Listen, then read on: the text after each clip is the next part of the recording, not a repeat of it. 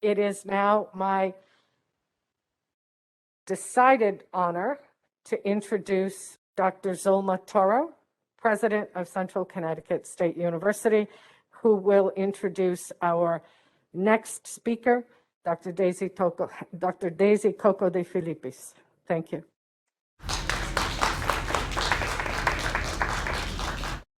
Thank you. Thank you, Dr. Mahoney. Good afternoon and welcome. It's a real pleasure to be here with you on ground, face to face, after all those months of virtual meetings. I don't know you, but I have to confess, was tired of those meetings online. I hope that you have enjoyed today's program so far. I want to briefly take this opportunity to recognize Dr. Marianne Mahoney and the members of the Center for coordinating this event. Let me tell you, since my arrival at Central, I have been dreaming of an event like this. I am so pleased that finally we get to have the event I have been dreaming of for over 4 years. Your continued efforts on behalf of our students, faculty, and staff are very much appreciated. It is now my pleasure to introduce our next speaker, Dr. Daisy Coco de Filippis, President of Hostos Community College in the Bronx, New York. I don't know if you're aware, but this is the largest community college in the state of New York. You may know Dr. Coco de Filippis because she was the former president of Nagatat Valley Community College from July 2008 until her retirement from that community college a year ago. She is a transformational leader. The hallmark of her presidency at Hostos is a shared vision of community, student-centeredness, collaboration, and civic engagement. Throughout her career, President Coco de Filippis has served in several administrative roles and is highly regarded for her accomplishments in advancing opportunities for underserved populations. Her scholarly work is recognized internationally as pioneering in the field of Dominican women studies and Dominican authors in the US. In 2016, she was awarded an honorary doctorate in humanities by the University of Santo Domingo. A year later, she was selected by Hostos Community College as its Educator of the Year. President Coco de Filippis was then inducted into Connecticut's Immigrant Heritage Hall of Fame and was honored by the Malta House of Care as one of their 2019 Wonder Woman. And she is a real Wonder Woman. I am very pleased to announce that President Coco de Filippis recently agreed to serve as a member of CCSU's President's Advisory Board. I look forward to working with her and hearing her input and feedback on critical decisions we must make to ensure CCSU meets the needs of an increasingly diverse population while ensuring our students and community have access to a high-quality, affordable education. Now, without any further delay, please join me in welcoming President Daisy Coco de Filippis.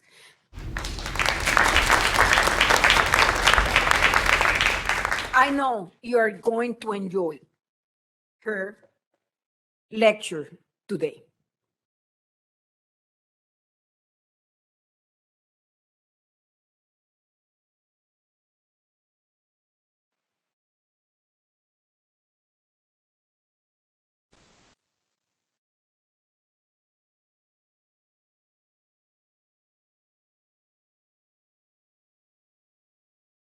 I was told it's okay to remove it while I'm at a social distance so that I think my eyeglasses won't be as foggy.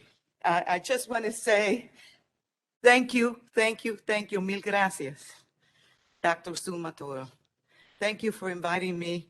I have some written remarks, but because I'm for the humanities and you give me an assignment and I'm trying to figure out how I'm going to do this. So I will stop and speak. And if there's at any point you'd like me to stop because it's really complex, please just raise your hand. I'm fine. I just want to say muy buenas tardes. I'm so delighted to be in the company of talented students. I can't tell you what a thrill it was. Number one, to see the students waiting to greet me. Then to walk and to see two of our former students at MVCC here at the college doing well and telling me that they're graduating, etc. You received them well, Dr. Toro. Muchas gracias. They're still mine in a sense, because they began with us. I understand Professor Ronald Fernandez is the founder and the director of the Latin American and Latino and Caribbean Center, and I am so, so grateful that you welcome me in your home.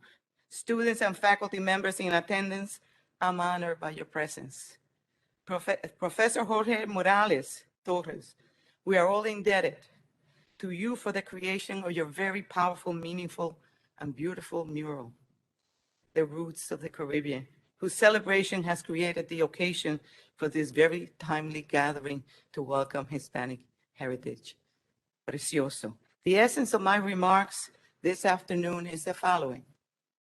The mural has inspired me to reflect on the contributions of a select number of women, writers and artists of the Spanish Caribbean, because deconstructing conventions and decentering of power are at the heart of the work of many of the writers, as it is in this mural. And in this particular case, I present briefly the contributions of Camila Enriquez Ureña, ciudadana caribeña.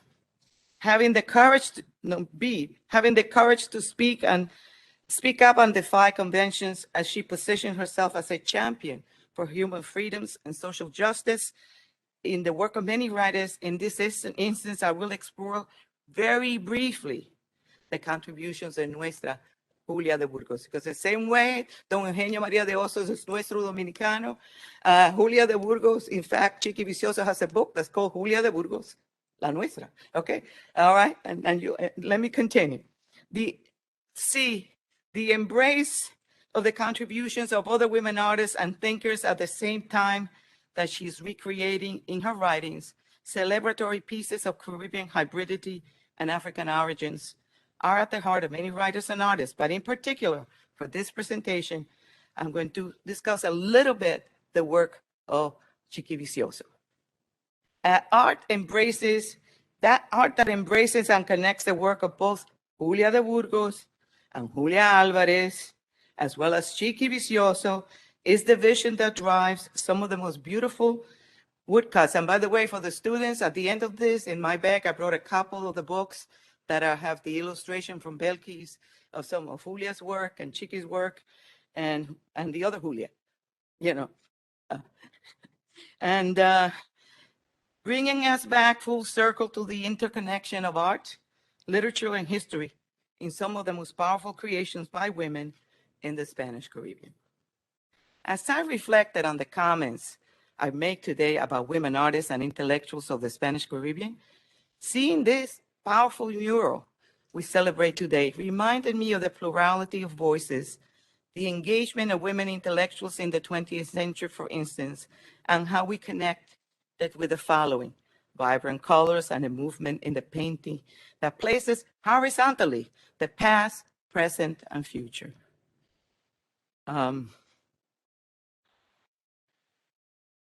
Consider the images of Martí, Hostos, Albizu Campos, Sharpie, Williams, Caribbean women, symbols of Taino culture, workers, young people of different shades of brown, black, and white, populate a brilliant canvas of inclusivity and diversity. Workers in a wheel pointing to forward movement supported slaves, right? Support and the backs of our people make for a powerful political commentary. It does not get any more powerful as we see brilliance, cultural hybridity, and a role and room for all, men, women, our ancients, and our future, represented in the children portrayed. The impact of this incredibly complex portrayal, yet simple in the centering of power, in this portrait of unequal sharing in the life of the region, brought to mind words women intellectuals of my generation in the Caribbean know by heart. Camila Enriquez Ureña portrayed this rejection of vertical movement for power by defining it as collaboration, equal for all, in her seminal essay, La Mujer y la Cultura, Women and Culture. And I just translated a brief excerpt to read to you, encourage you all, students and faculty, to explore more her work. Exceptional women in past centuries represented isolated instances of progress in a vertical sense. They were precursors. At times, they planted fruitful examples. But an important cultural movement is always a team effort and needs to be spread in a horizontal sense. Women need to develop character in the collective sense to bring to fruition a struggle that is now in its inception. Keep in mind that was written in the 40s, okay? Women need to work on the propagation of the culture they have been able to acquire in order to continue to making progress. Salome Camila Enriquez Ureña is one of the finest intellectuals of the Spanish Caribbean in the 20th century. The fourth child and only daughter, the only daughter of the distinguished poet and educator Salome Ureña and the political figure Francisco Enriquez y Carvajal, Camila, as she was known, or we all call ourselves daughters of Camila, the women of my generation. We are all, and in fact, the book I wrote, a bilingual collection, is called Daughters of Camila. Camila's line, we are in Camila's line, you know, those of us who advocate for education in a way that makes sense for the students. She's one of the earliest examples of the engagement of women intellectuals and artists who were able to transcend their own islands as they served as intellectuals role models for present and future generations of women thinkers in the other two Caribbean islands. Every one of the women I'm going to mention today had a connection with the other islands, had a connection with New York. So let me continue. Camila spent most of her life in Cuba, where she moved with her father in 1904. In 1926, she became a Cuban citizen. Nobody wanted to be a citizen of the Dominican Republic with the political mess that was going on. Her dissertation was on Hostos' pedagogical ideas, paying special attention to Hostos' role in reforming education in a number of countries in Latin America, including Chile and my own Dominican Republic. You know, he's buried at the altar of independence in the Dominican Republic because he connected so much also with Salome Ureña. They reformed the educational system in the Dominican Republic together. She paid a special attention to Hostos' role in reforming education in a number of countries, including Chile, my own Dominican Republic, as he advocated, that is Hostos, for a science-driven curriculum. We went from a church-driven curriculum to a science-driven curriculum under Hostos' guidance in the Dominican Republic. But also, incredibly, it's 1870s, and he's writing about educating women in the sciences. Got into a big to-do in Chile about that. and was able to reform. We're talking about that some of his ideas. And I could tell you the amazing, amazing thing for me on a personal level, that is that as a kid, I grew up a half a block from the Eugenio Maria de Hostos Park. And here I am, the president of Eugenio Maria de Hostos Community College. Is just an amazing, it's like life just sort of has a circle. But he basically advocated for that and reform. And that, I think one of the presenters before mentioned that it was never for money. There's a portrait of Hostos in Venezuela, that where they're trying to bribe him not to instigate so much change. And he says, no. And they said, but are you thinking about it? And as he said that, he crosses his legs, and you see the bottom of the sole of his shoes, where he has a piece of cardboard keeping him from the dirt. That's how poor he was. So it was the most incredible to me was that you talk about examples in the past. There's no one. And, you have Freire now, you have Dewey talking about student kind of center. You go to the student, you bring to, that was Hostos. That was Hostos in 1870, 1880.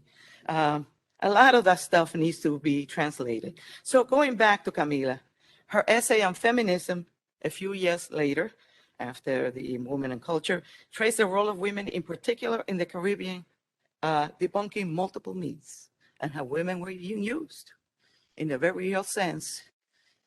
These roles were basically had a very clear, significant economic gain for some of the structures that were being created. So for many years, she served, by the way, this is an amazing thing. She served as a faculty member at Vassar College. She also directed programs at Belleville College. Camila retired from Vassar College, and she gave up her pension and her Social Security benefits because she was called back to Cuba after the Cuban Revolution to help reform the University of Havana. And the amazing thing is that some of the most brilliant women that I met through my associations with Caribbean women writers were women who had been discípulas de Camila, hijas de Camila. They actually collected her complete volume in 1982, called Estudios y Conferencias, that was published by Instituto Cubano. So let me just say, her example, and I'm cutting a little bit because I'm looking at, I just want you to hear this. You all know Nancy Morihon, students? Have you read Nancy Morihon's poetry? Amazing, amazing work. She is one of the most intellectual, one of the better known Cuban writers. Speaking of, we're okay? Yes? Okay. Of being Black in the Caribbean, Mujer Negra is one of her better known pieces. So she wrote a beautiful little poetic piece about, so you can envision Camila. She wasn't short like me, she was tall. Muy estiradita. Okay, all right, all right. I feel her bronze skin, her bright eyes. I see her once again as tall as smoke, as straight as her female will, a smile that would temper the breeze. That assertive step of she who searches in the wisdom of the stars for all the shades of humanity. There was no literary recourse, nor famous passage she did not master. Camila Enriquez Ureña comes from a tradition where letters sink in the earth, uncovered by every blow of the wind, every beat, every blister. In her essay, La Carta como forma de expresión literaria femenina, the letter as a feminine form, you just think also of Sor Juana, about whom she wrote. Okay, it's in this tradition that, women just took genre and they said, oh no, now they have Twitter, and that's called an essay. No digo nada más. All right, all right. So in studying her work, we find ourselves understanding our very own Spanish Caribbean contributions to feminism and the strategies used to engage readers. She was doing this 10 years before, in the 70s here. And you will find the same thing with Julia. I show an example of Julia de Burgos the same. These were women before their time. It was a powerful women. So we have this Professor Martin Staub, who puts together this collection. It's called The Dissenting Voice, the New Essay of Spanish America. And where he indicates, when he talks about the essay by women, this no man's land sure isn't. No man's land for sure.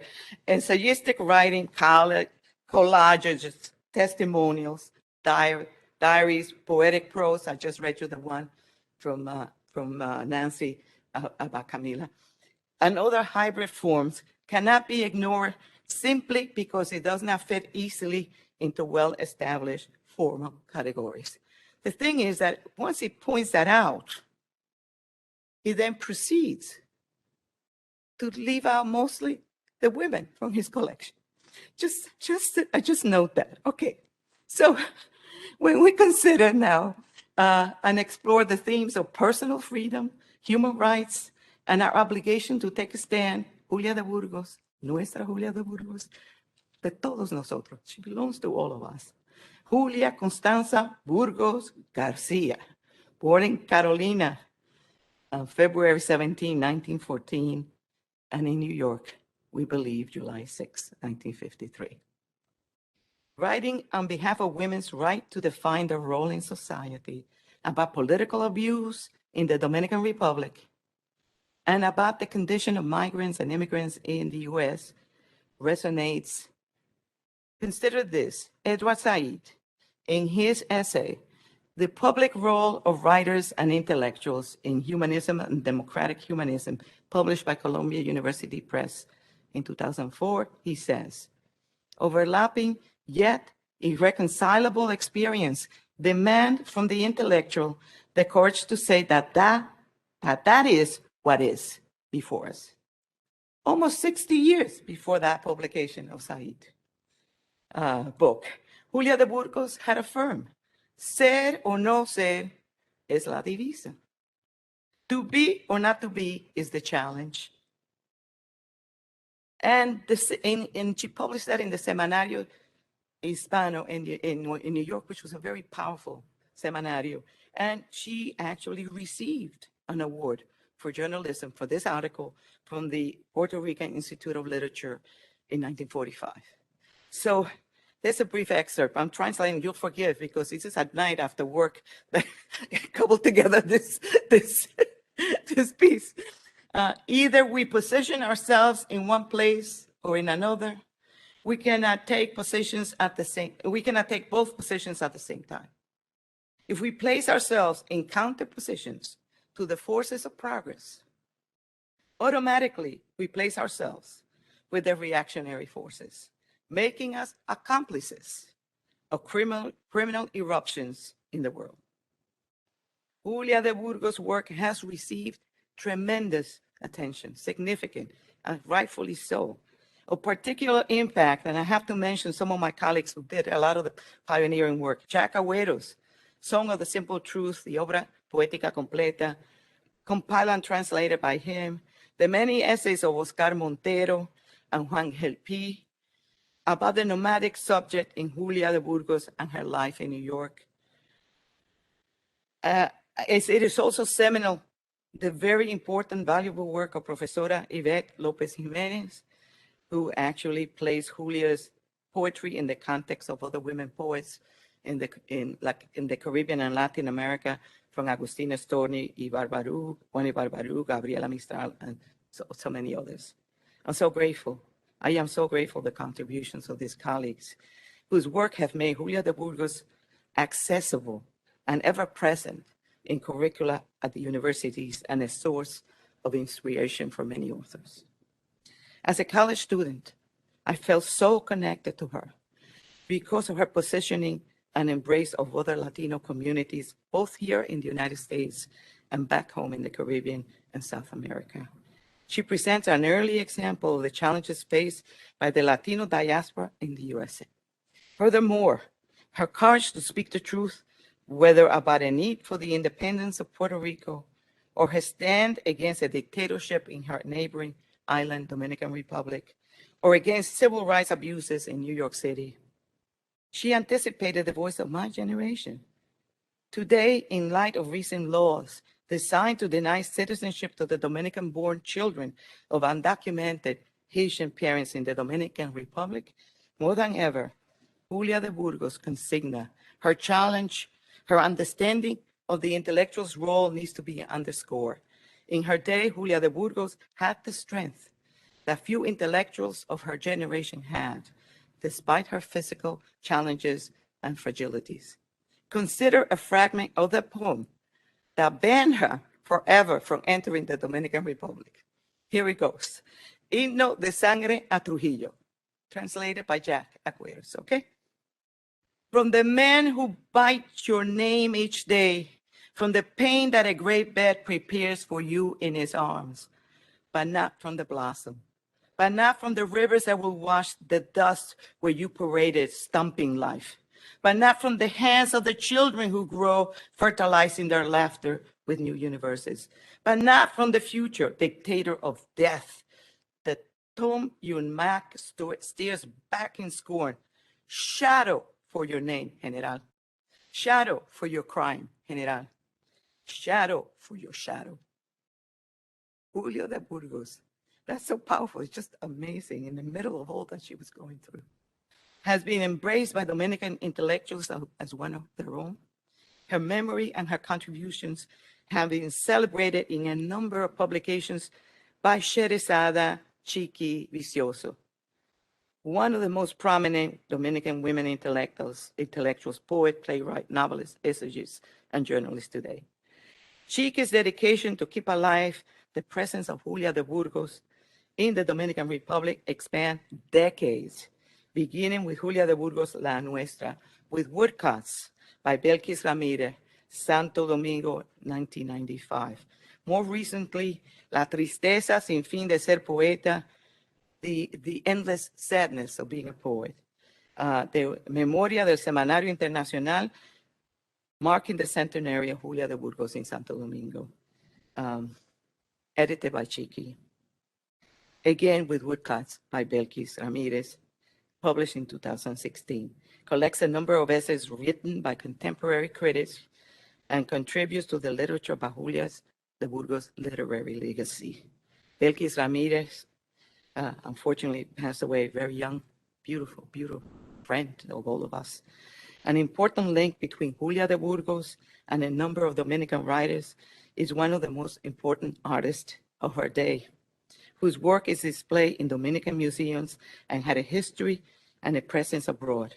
Her installations, she was tiny, beautiful. Those who knew her, just you say, how does a little person like that create these huge, gorgeous installations that were at the museums?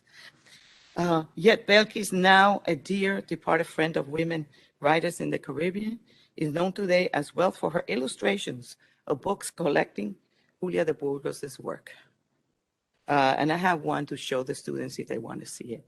Chiqui Vicioso, multiple publications, and more recently in the 21st century, some of the works by Julia Alvarez, award-winning Dominican writer residing in the U.S. And we're now going to quote one of my dearest Puerto Rican friends, who really took me under his wing when I was a young faculty, Efraín Barradas. I know you all know him. A wonderful professor and a Puerto Rican literary critic who has connected his work to a Caribbean vision. Explained Belkis Ramirez's significant contribution in this regard in his Chiqui Vicioso, Belkis Ramirez y Julia Álvarez o Julia de Burgos como texto e imagen. This book just came out now, 2021. Using the image of El Pensamiento de Julia, if you've seen that, created by Ramirez, is all this hair populated by the fauna and the flora of the Caribbean, in making her what she was, una hija del Caribe. Julia de Burgos, so in El Pensamiento de Julia, Julia Álvarez has gone as far as using that picture of Julia de Burgos, that painting, in her personal business cards.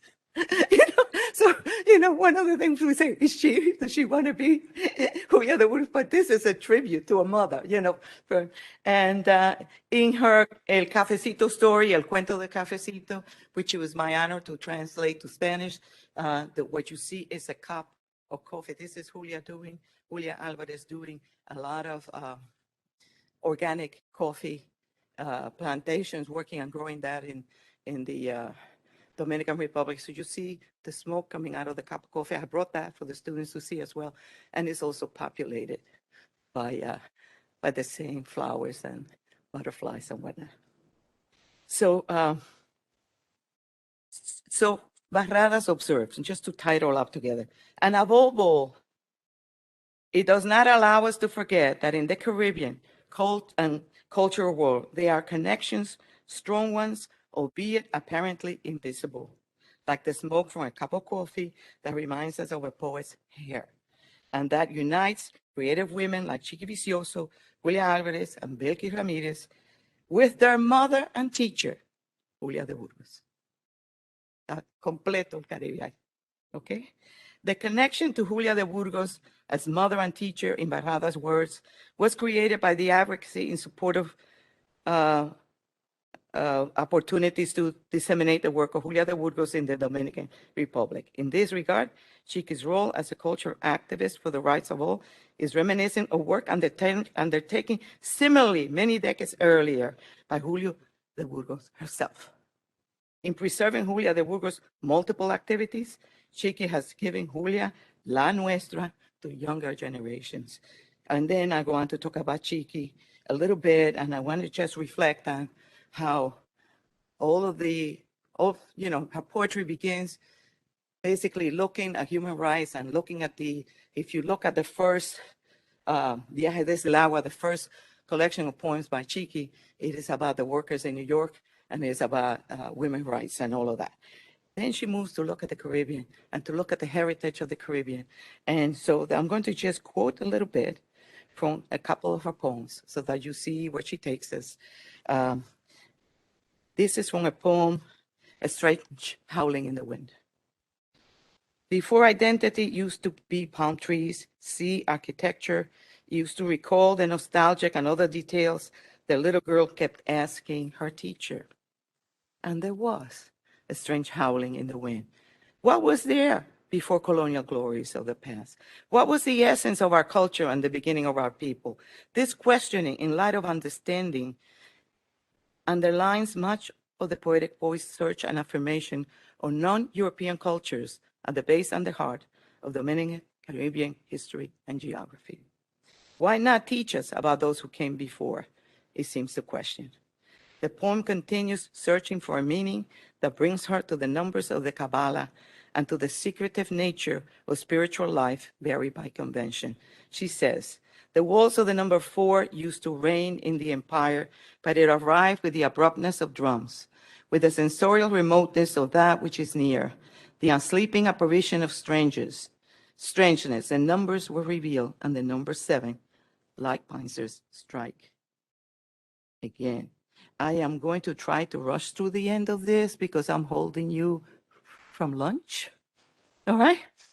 So the poem is a long search in language and so on. But I want you to hear a little bit in the subsequent collection, Evasión, Eva with a slash on Sion S. Okay. The voice here is identified as Scheherazade, which is Chiqui's name, right?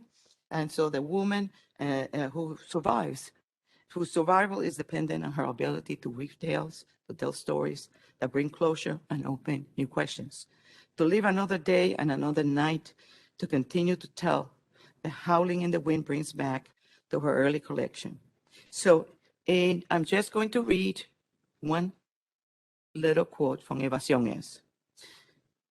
Eva mulata, from the violent safekeeping of my ancestors, I only inherit the silence of the victims, the coffee smell of dawn, and the black mark of the chewing tobacco spat out again and again, like my luck. Search and creation of common ground and community have been at the heart of Chiqui's work. and the last 3 decades have been phenomenal in terms of her work as a cultural advocate. And with this brief introduction of the connections among women intellectuals of the Spanish Caribbean, it is my hope that students, especially students, I was thinking a lot about you, introducing you to some writers that you may not know, and faculty will continue to study not only of the vast contributions of those whose work I presented, but so many more that could not be given justice by an enumeration of names, given the constraints of time. Thank you for your very kind attention. Mil gracias y bendiciones.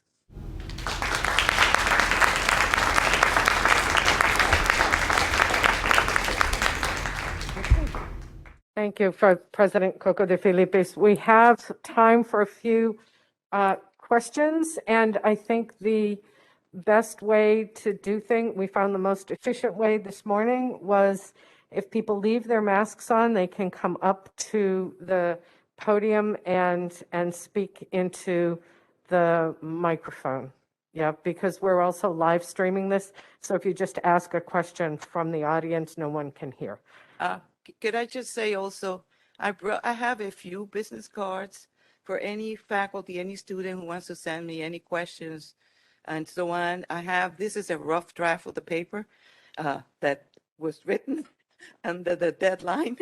So I have a couple of things I like to tweak, and then I'm happily share by email to anyone who'd like to have it. Okay? Happy to do that. That was part of what I received from professors like Professor Barradas. That even though he's not much older than I, he was certainly more advanced because I married young and had kids before I began to study. So thank you, Dr. Coco de Filippis. And I'm hoping that we can, as we discussed at dinner last night, that ultimately we can put together some curriculum materials out of today and perhaps a special issue of a journal. okay. So we have one step at a time. Well, I have to tell you, I'm here as a president of the college, but basically I was faculty. I earned my rank as faculty. I was a student of literature like you, the students, and I was faculty for 23 years before I went into administration. And I did a lot of work.